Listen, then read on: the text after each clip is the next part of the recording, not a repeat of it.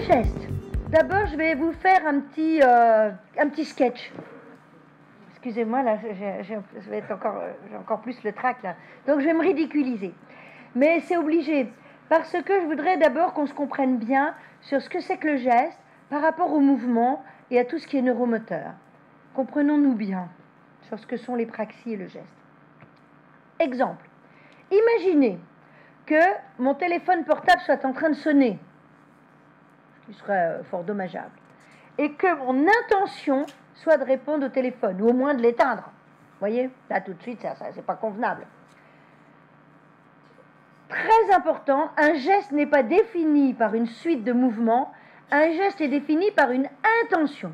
Donc, voilà le geste que je veux faire, j'ai l'intention de répondre au téléphone. Qu'est-ce que je dois faire? Mon téléphone est dans mon sac qui est là-bas. Je peux bouger, monsieur?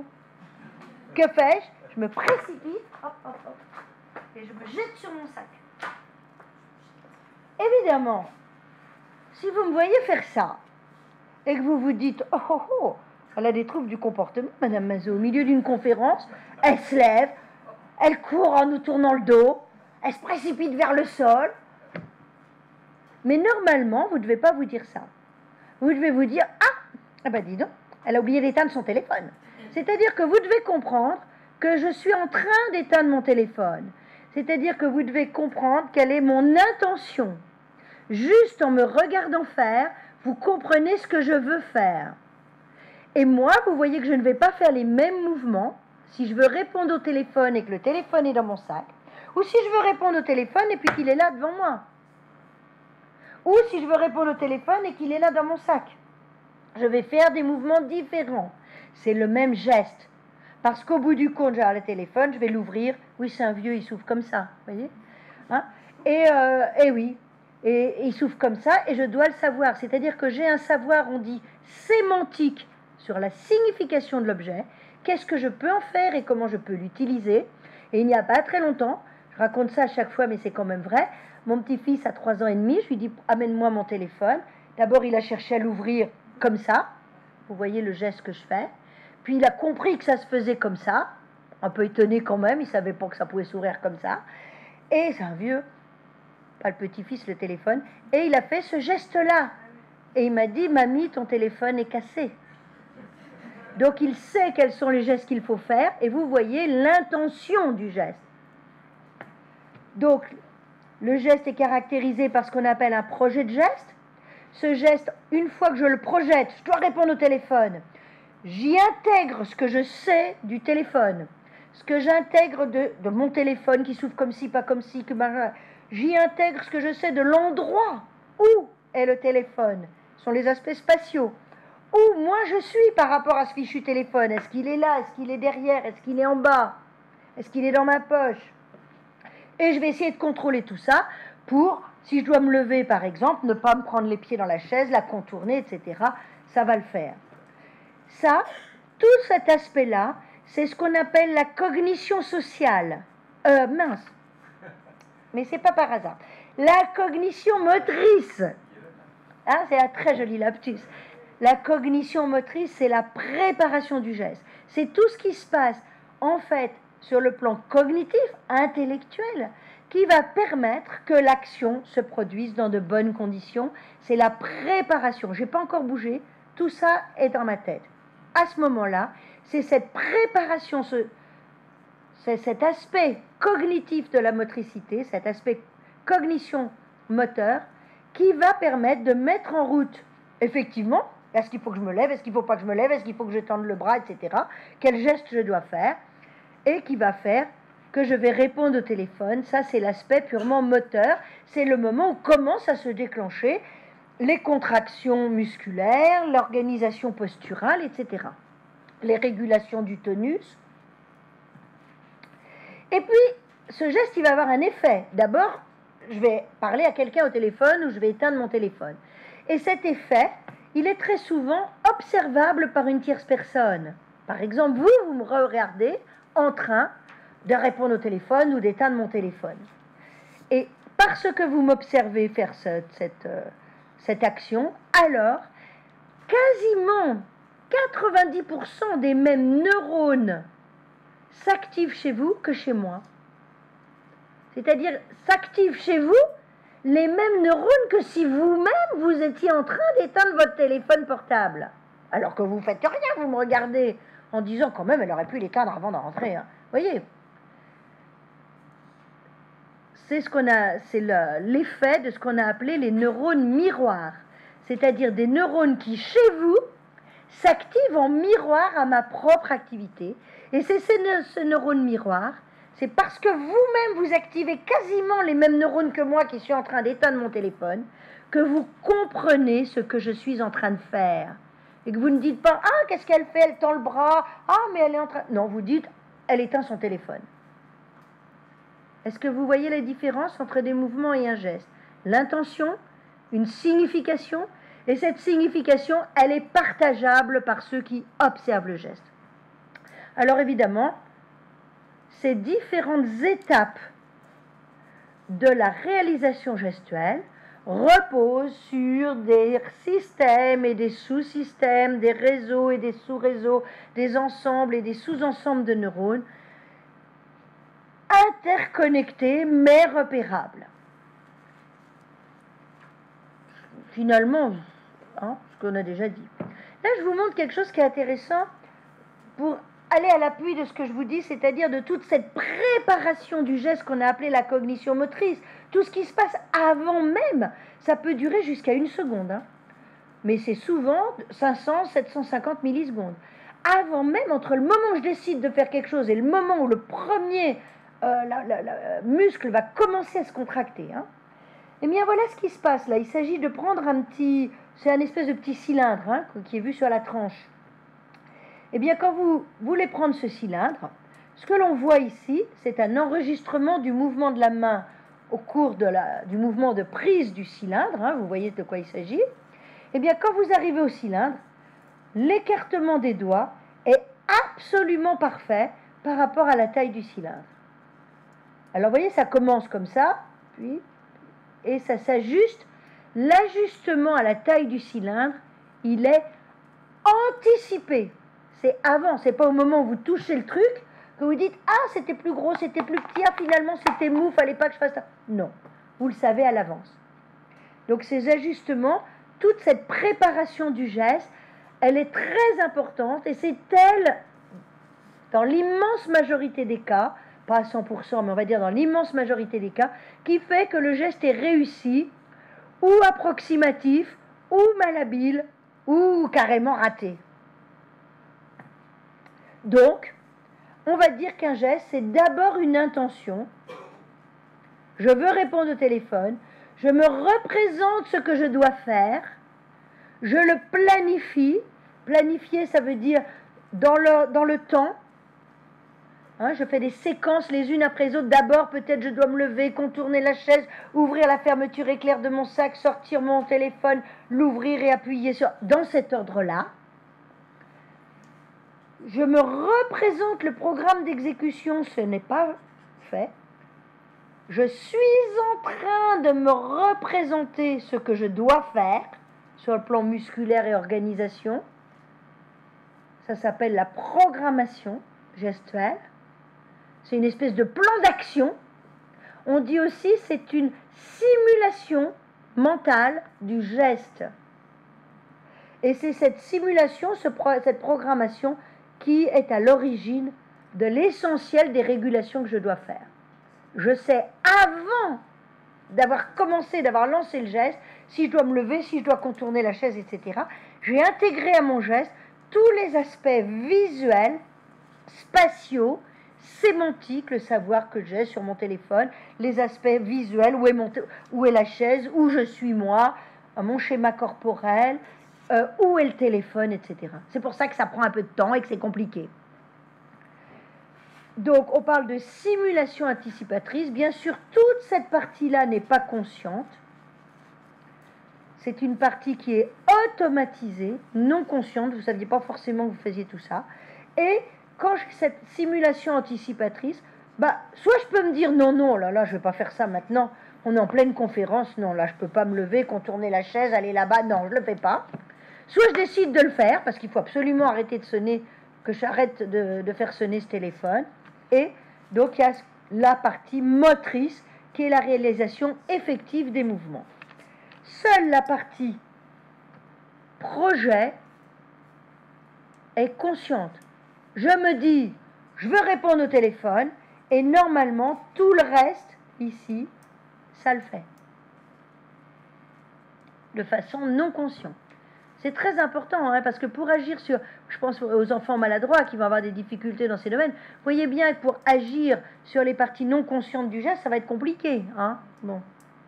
Donc, juste pour vous amuser encore, c'est pour vous dire que tous ces éléments, évidemment que j'ai énormément simplifié, eh bien, supposent la mise en jeu de nombreux réseaux de neurones qui sont à peu près partout. Hein, ce listing, c'est pour vous dire qu'il y en a partout. Et là aussi, regardez, c'est juste pour vous dire la même chose sur une image, c'est pour vous dire qu'il y en a partout. Non, mais on ne va pas détailler, vous inquiétez pas, ça n'a pas d'intérêt, mais l'intérêt, c'est de vous dire que, voilà, c'est quand même là que ça se passe. Hein. Donc, il y a, c'est un système extrêmement sophistiqué, et qui dit grande sophistication, dit grande vulnérabilité. Et donc le risque pour que de temps en temps, les uns ou les autres, le geste soit pas nickel chrome, il n'est pas nul. Le risque pour que chez l'enfant, le développement de ses fonctions gestuelles soit pas nickel chrome n'est pas nul non plus. Hein, de grands réseaux de neurones interconnectés, bien sûr, massivement, bien sûr. Alors, je vous ai un tout petit peu dit deux mots des neurones miroirs. Je vous en dis deux mots parce que vous en entendez parler partout. C'est quand même très intéressant et c'est récent, hein, découvert dans les années 90-91. Voilà. L'observation, donc c'est ce que je vous ai dit tout à l'heure, d'une action.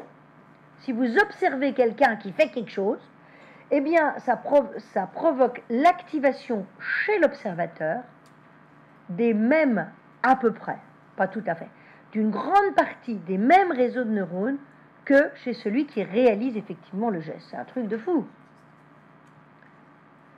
Alors, bon, là aussi, c'est un petit dessin qui... Là, c'est pour vous montrer, vous voyez, comment ça peut être fatigant de regarder un match de rugby à la télé, en fait. Parce que vous activez quasiment... Non, mais à la fin du match, faut prendre une bière quand même, hein, parce qu'à la mi-temps, il faut une petite bière, vous voyez pourquoi? Non, mais c'est pas une impression. Voilà.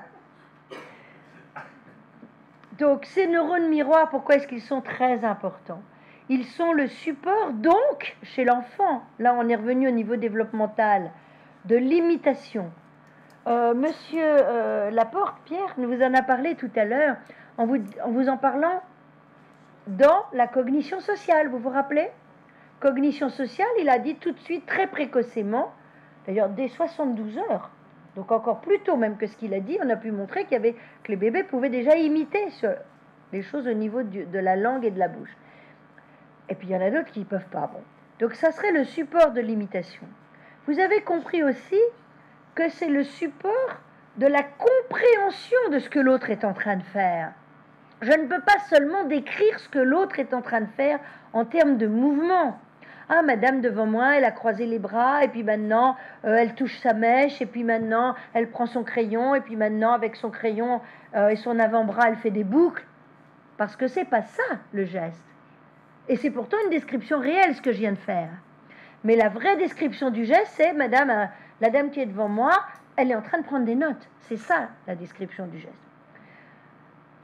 Donc, ça serait aussi le support de l'empathie. Vous voyez le lien entre le geste et la cognition sociale, entre l'imitation et la compréhension des gestes de l'autre, entre la compréhension des gestes et l'envie d'imiter, si on comprend ce que fait l'autre et à quoi ça sert et quel est le sens de tout ça. Donc, on est reparti là-dessus, ça vous l'avez vu. L'imitation, bien sûr, très importante chez les tout-petits. Hein. Ça, je trouve que c'est trop mimi, ça. Hein, ils sont... Voilà, il n'y a pas... Bon.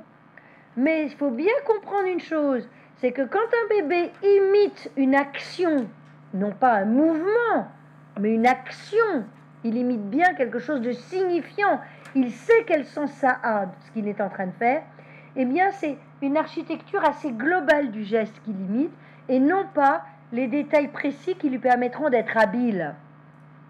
Hein, d'ailleurs, on voit bien, c'est assez grossier. Ce qui fait que quand un bébé, en gros, essaye de vous imiter, s'il a 18 mois, vous reconnaissez, vous pouvez interpréter la signification de son geste, mais son geste est malhabile.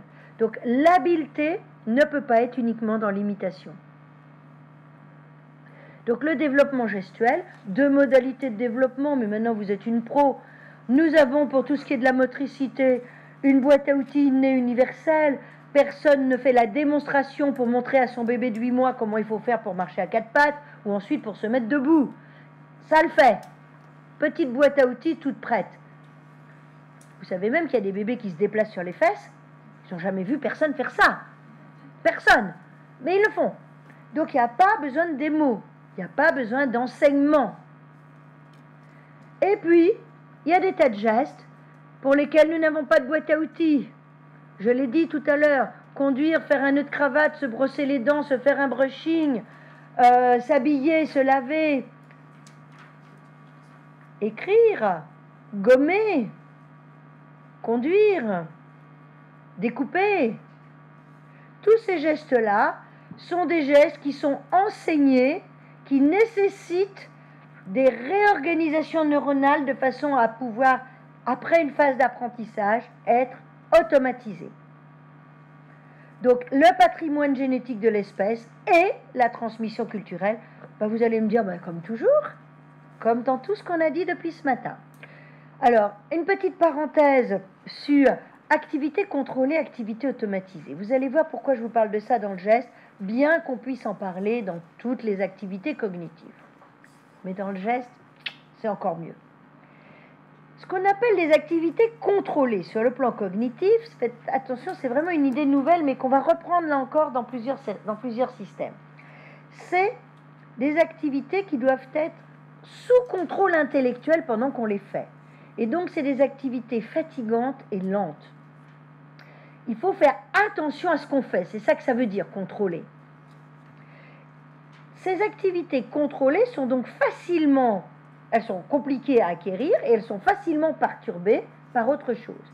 Si pour moi c'est très difficile de me servir un verre d'eau dans un truc un peu mou et qu'en même temps il faut que je fasse passer les diapos et que je vous réponde et que je fasse je sais pas quoi, ou que je réponde à une question difficile dans le public, il y a des trucs que je ne vais pas bien faire. Parce que je dois porter toute mon attention, moi qui suis pas très habile avec mon verre, à ne pas renverser mon verre.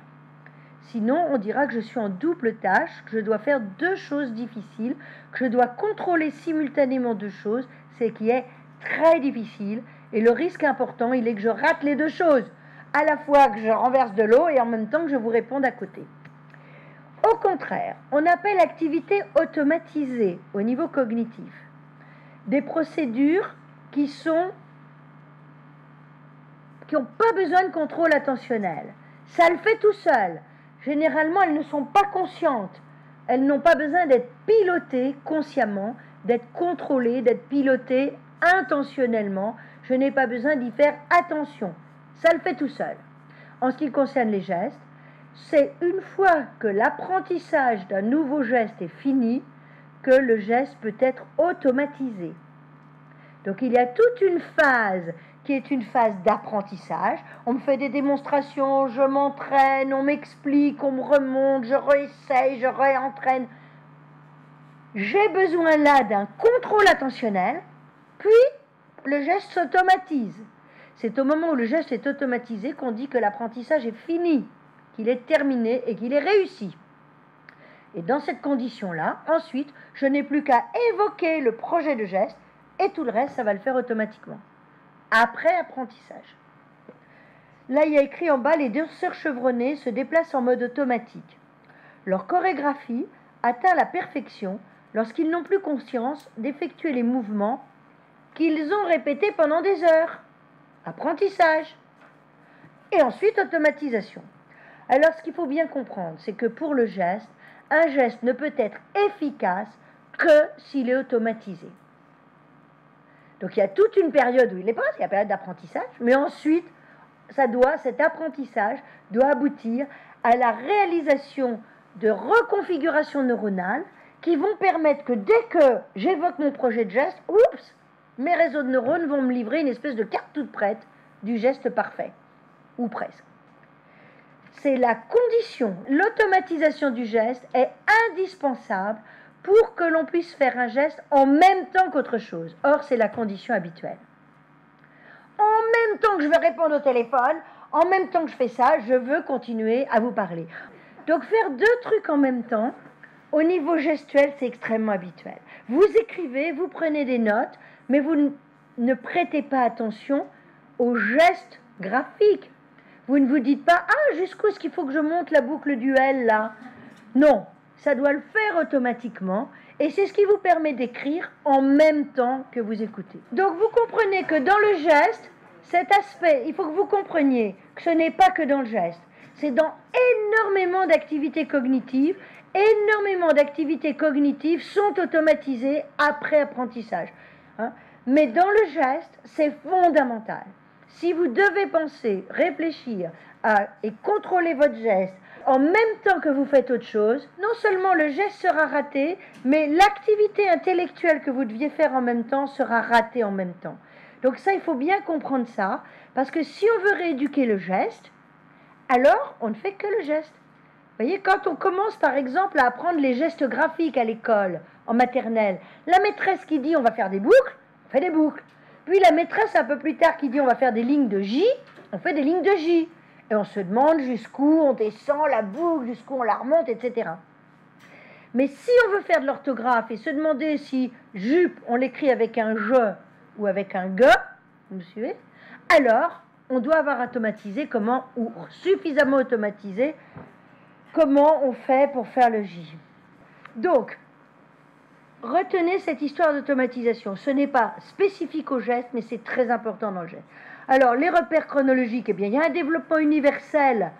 En termes de chronologie, je n'insiste pas, c'est écrit partout, mais ça concerne évidemment la motricité et tout ce qui est geste prévu par la petite boîte à outils dont nous disposons d'emblée, dont l'évolution nous a dotés, génétiquement. Là, il va y avoir une chronologie absolument... Et c'est très important, en particulier en ce qui concerne les aspects plus sportifs de la chose. Et vous savez qu'il y a beaucoup plus de petits garçons que de filles qui sont atteints de ces troubles du développement, et en particulier de ces troubles du développement du geste.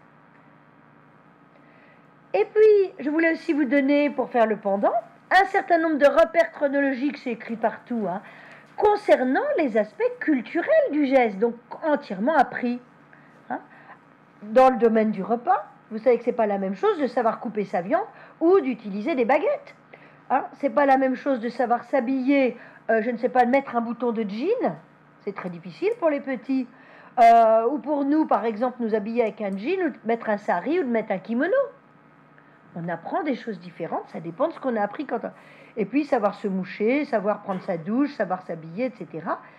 Et puis bien sûr, tout ce dont on a besoin culturellement à notre époque dans nos civilisations occidentales. Ça vous... Et bien sûr, il y a aussi des gestes scolaires qui doivent être appris. Bien sûr, le graphisme, mais pas seulement. Utiliser une gomme, un taille-crayon, un classeur, une trousse, un ordinateur, etc. Alors pour le graphisme, faites attention, il y a 3 conditions simultanées pour que le graphisme puisse être utilisé comme outil pour apprendre, c'est-à-dire pour faire une deuxième tâche intellectuelle en même temps. Le graphisme doit être suffisamment lisible, suffisamment rapide et suffisamment automatisé. C'est la condition pour que l'enfant puisse écrire et apprendre en même temps. Sinon, il écrit, il progresse en écrit et il est en rééducation du graphisme 6 heures par jour à l'école. Il n'est plus à l'école pour apprendre. Le trouble du développement du geste chez l'enfant, eh bien, il peut y avoir des retards ou des déficits d'acquisition. Bien sûr, pour parler d'un trouble du différent de l'acquisition du geste, il faut, pour les gestes qui doivent s'apprendre, qui nécessitent un recyclage neuronal, qui nécessitent des reconfigurations neuronales sous l'effet d'un entraînement, eh bien, il faut que l'enfant ait été soumis à cet entraînement. Vous ne pouvez pas dire que Madame Mazot a une dyspraxie aux baguettes chinoises ou, je ne sais pas moi, au tricot. Je ne sais pas. ou au piano parce que je n'ai pas été soumis à l'apprentissage convenable. Alors, il y a différents termes pour désigner ces troubles du développement gestuel chez l'enfant.